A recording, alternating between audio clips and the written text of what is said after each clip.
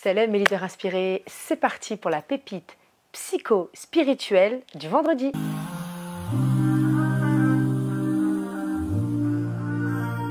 Beaucoup d'entre nous, pour ne pas dire une grosse partie de l'humanité, disent souvent qui n'a jamais entendu cette fameuse phrase « Je n'ai pas le temps ». On court systématiquement après le temps. Je dois récupérer mes enfants. J'ai un travail à faire. J'ai raté mon train. On court constamment, quotidiennement après des choses.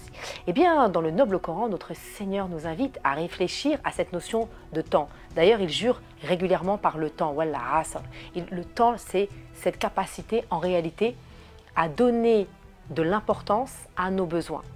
Négliger la relation au temps, c'est négliger la relation que l'on entretient avec lui-même. Je vais vous inviter à faire un exercice très simple que je fais régulièrement, car moi-même, étant très speedée, je cours souvent après le temps.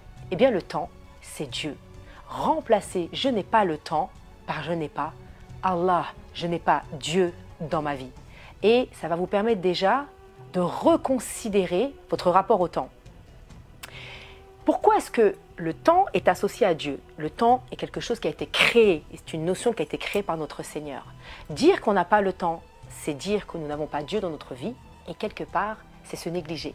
Parce que prendre le temps de se connecter à Dieu est en réalité le meilleur moment pour se connecter à soi. Et quand on prend le temps de valoriser, de conscientiser cette relation à Dieu, subhanallah, vous savez ce qui se passe? On apprend à mieux connaître ses besoins.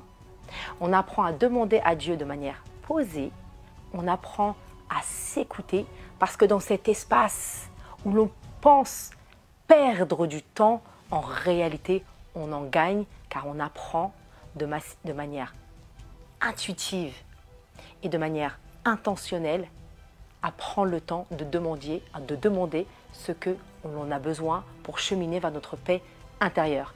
Alors mes chers leaders inspirés, je vous invite à faire cet exercice. Avant de dire « je n'ai pas le temps », dites « je n'ai pas Allah », car en réalité, fuir le temps, c'est fuir son Seigneur et c'est donc fuir une partie de soi-même. Voilà mes chers leaders inspirés, c'était la pépite psycho-spirituelle. Je vous dis à la semaine prochaine, Inch'Allah.